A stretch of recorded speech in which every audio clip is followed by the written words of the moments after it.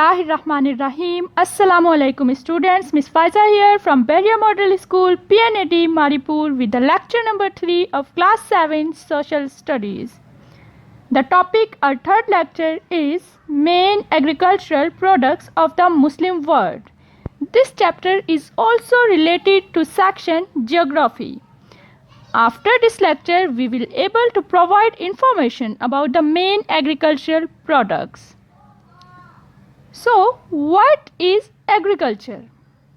Basically, agriculture is the science, art and occupation of cultivating the soil, producing crops and raising livestock. इससे पहले जब हमने climatic reason वाला chapter पढ़ा तो उसमें हमने देखा कि मुस्लिम वर्ल्ड का क्लाइमेटिक रीजन इस तरह से है कि वहाँ पर आप एग्रीकल्चर एक बड़े पैमाने पर कर सकते हैं.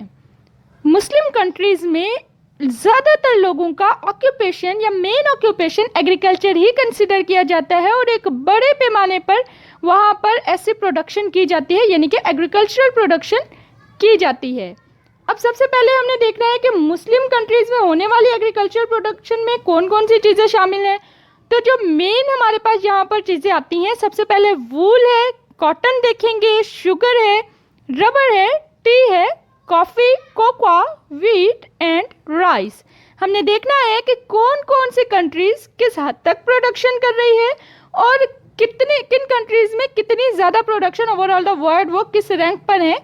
सबसे पहले हमारे पास आता है वूल यानी कि ऊन.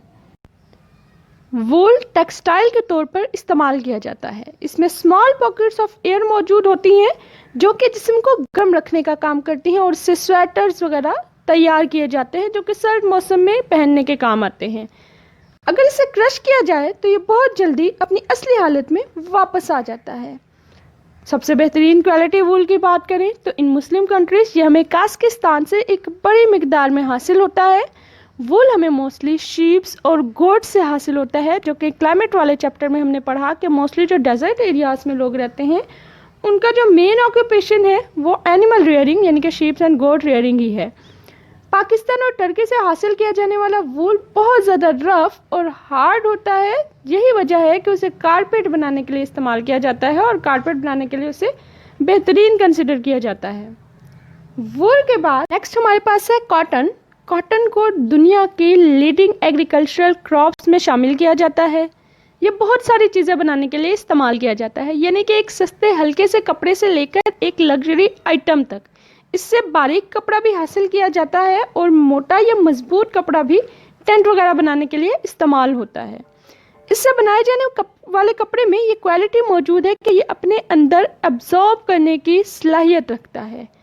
इससे बहुत आसानी से डाई या वॉश किया जा सकता है और अगर इसके अंदर जर्म्स मौजूद हैं तो उसे बॉयल करके इसके अंदर के जर्म्स को आसानी से ख़त्म किया जा सकता है. इससे कॉटन हासिल करने के बाद इसके सीड्स हमारे पास बच जाते हैं, तो इसके सीड्स को क्रश किया जाता है और उससे ऑयल हासिल किया जाता है. इसके अलावा सीड्स को क्रश करने के बाद मज़ीद जो ऑयल हासिल करने के बाद जो क्रश बच जाता है, उसका जो क्रश सीड बच जाते हैं उससे एनिमल्स फीड के तौर पर इस्तेमाल किया जाता है. अगर मुस्लिम कंट्रीज़ की हम बात करें तो Egypt, Pakistan, Turkey, Uzbekistan and Sudan में हमें एक बड़े पैमाने पर कॉटन हासिल हो रही है.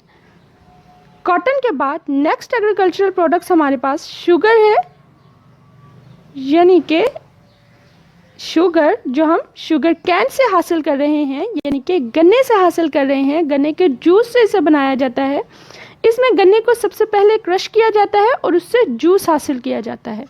हासिल किए गए जूस को एक बड़े पैन में डालकर हीट दी जाती है और उसमें एक्स्ट्रा लिक्विड या पानी जो मौजूद है वो स्टीम की सूरत में एवापोरेट हो जाता है और इसमें बाकी जो थिक जूस बच जाता है उसे क्रिस्टल फॉर्म में कन्वर्ट कर लिया जाता है. फिर इससे मोलासेस यानी कि गुड़ या फिर जो चीनी बनाने का मज़ीद प्रोसेस होता है. जूस के बाद जो गन्ने के क्रश बच जाते हैं उससे गैस के तौर पे इस्तेमाल किया जाता है. गैस वो एलिमेंट है जिसे आग जलाने के लिए ईंधन के तौर पे इस्तेमाल किया जाता है. उसके अलावा ये जानवरों की खुराक के लिए भी बेहतरीन समझा जाता है. मुस्लिम कंट्रीज़ में हमें पाकिस्तान, इजिप्ट, ईरान और बांग्लादेश बड़े पैमाने पर शुगर प्रोड्यूसिंग कंट्रीज़ में शामिल हो रही हैं या शुगर प्रोड्यूस कर रही हैं। शुगर के बाद हमारे पास आती है रबर। रबर मोस्टली टायर्स बनाने के लिए इस्तेमाल की जाती है या दूसरी ऐसी चीज़ें जैसे hose pipe, machine belt, shoes और ऐसी लातादाद चीज़ें जो कि रबर से बनाई जाती हैं। रबर को हासिल करने के दो तरीके हैं, दो तरह की रबर हमारे पास आ रही है। Number 1 is natural rubber and number 2 is synthetic rubber. Natural rubber दरख्तों से निकलने वाले एक जूस से हासिल की जाती है जो कि मोस्टली ट्रॉपिकल फॉरेस्ट में पाए जाते हैं। स्टार्ट में ये दरख्त सिर्फ अमेज़न रेन फॉरेस्ट में मौजूद थे, लेकिन 19वीं सेंचुरी में ब्रिटिश साइंटिस्ट ने इसके बीज साउथ ईस्ट एशिया में स्मगल कर दिए, जिससे ये मुख्तलिफ ममालिक में उगाए गए।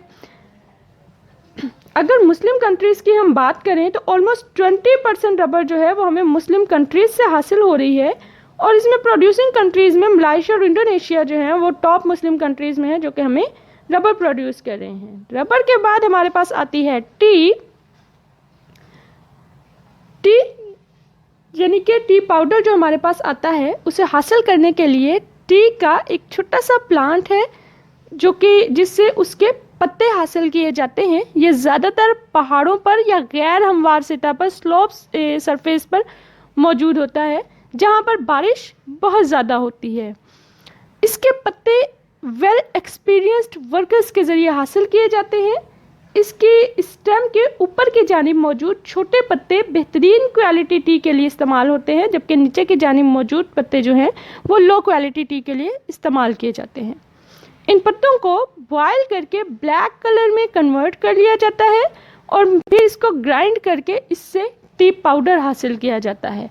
बहुत सारी कंट्रीज़ ग्रीन टी का इस्तेमाल करती हैं जिसके लिए इन्हें बॉयल करने की ज़रूरत नहीं पड़ती। इसके पौधे से हासिल किए जाने वाले बीज से ऑयल निकाला जाता है जो कि कुकिंग और कॉस्मेटिक के लिए इस्तेमाल किया जाता है। मुस्लिम कंट्रीज़ में अगर देखें तो 15% पूरी दुनिया में टी प्रोड्यूस करने के रिस्पॉन्सिबल मुस्लिम कंट्रीज़ है, जिसमें बांग्लादेश, इंडोनेशिया, ईरान और टर्की टॉप पर हैं जो हमें सबसे ज़्यादा टी प्रोड्यूस कर रही हैं। टी के बाद हमारे पास नेक्स्ट एग्रीकल्चर प्रोडक्ट कॉफ़ी है। कॉफ़ी की अगर हम बात करें तो ये एक बहुत इम्पॉर्टेंट एग्रीकल्चरल प्रोडक्ट कंसिडर की जाती है। ये सबसे पहले सोमालिया में दरियाफ्त हुई थी। इससे पहले वहाँ के जानवरों के खुराक के तौर पर इस्तेमाल किया जाता था। फिर ये समझा जाता है कि कुछ लोग इसे रात को जागने की गर्ज से इस्तेमाल करते थे। उनका ये मानना था कि अगर कॉफ़ी का इस्तेमाल किया जाए तो रात भर बासानी जागा जा सकता है। कॉफ़ी के बीज को भून कर यानी कि रस्ट करने के बाद इसको ग्राइंड करके इसका पाउडर हासिल किया जाता है और वो फिर एक कॉफ़ी पाउडर की शक्ल में हमारे सामने आता है। ऑल ओवर द वर्ल्ड अगर मुस्लिम कंट्रीज़ में देखें तो 15% मुस्लिम वर्ल्ड जो है वो कॉफ़ी प्रोड्यूस करने का रिस्पॉन्सिबल है। प्रोड्यूसिंग कंट्रीज़ में हमारे पास इंडोनेशिया है जो कि बहुत ज़्यादा तादाद में कॉफ़ी प्रोड्यूस करता है। कॉफ़ी के बाद हमारे पास आता है कोकोआ। कोकोआ यानी कि जब कोलंबस ने अमेरिका दरियाफ्त किया उस वक्त वहाँ कोकोआ के पौधे मैक्सिको में मौजूद थे, जहाँ बड़े बड़े उमरा जो थे इसे मशरूब के तौर पर इस्तेमाल करते थे। 17th सेंचुरी में ये यूरोप में पॉपुलर ड्रिंक के तौर पर इस्तेमाल की जाने लगी। 1847 के बाद ये मुख्तलिफ स्वीट्स में एक चॉकलेट की शक्ल में इस्तेमाल होने लगी, यानी कि 1847 के बाद से ये एक चॉकलेट की शक्ल में हमारे सामने आई और मुख्तलिफ स्वीट्स में चॉकलेट के तौर पर इस्तेमाल होने लगी। कोकोआ के सीड से एक ख़ास किस्म की फ़ैट हासिल की जाती है जिसे कॉस्मेटिक के तौर पर इस्तेमाल किया जाता है। मुस्लिम कंट्रीज़ में 18% कोकोआ प्रोड्यूस करने की सलाहियत मौजूद है। हमें 18% कोकोआ जो है वो मुस्लिम कंट्रीज़ से मिल रहा है, जिसमें इंडोनेशिया और मलेशिया टॉप पर हैं। नेक्स्ट हमारे पास है वीट, यानी कि the most important crop.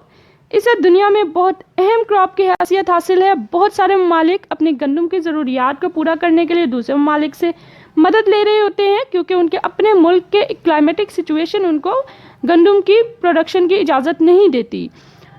Pakistan और टर्की का शुमार उन चंद ममालिक में होता है जो इतनी इनफ गंदम जो है वो प्रोड्यूस कर रहे हैं कि ना सिर्फ उनके लिए उनकी अपनी मुल्क की ज़रूरियात उससे पूरी हो रही हैं, बल्कि वो बैरून मुल्क भी इस गंदम को एक्सपोर्ट कर रहे हैं। मुस्लिम कंट्रीज़ में 17% जो वर्ल्ड वीट है वो प्रोड्यूस करने का मुस्लिम कंट्रीज रिस्पॉन्सिबल हैं, जबकि पाकिस्तान, टर्की, ईरान और इजिप्ट एक बड़े पैमाने पर वीट प्रोड्यूस कर रहे हैं। इस चैप्टर की लास्ट एग्रीकल्चर प्रोडक्ट हमारे पास है राइस, यानी कि चावल। चावल की भी उतनी ही इम्पोर्टेंस है जितनी कि वीट की, यानी कि उसी मिकदार से उगाए जा रहे हैं जितनी मिकदार से वीट को प्रोड्यूस किया जा रहा है।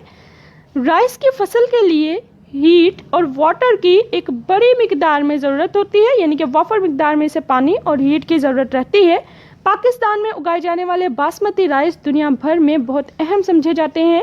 मुस्लिम कंट्रीज़ की अगर हम बात करें तो 18% राइस जो है वो मुस्लिम कंट्रीज सप्लाई करने की रिस्पॉन्सिबल है, जिसमें इंडोनेशिया, बांग्लादेश और पाकिस्तान एक बड़ी मिकदार में राइस प्रोड्यूस कर रहे हैं। तो राइस के साथ ही हमारा चैप्टर नंबर 3 कंप्लीट होता है।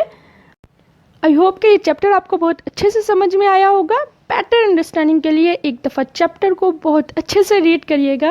अपना बहुत सारा ख्याल रखिएगा। अल्लाह हाफिज़।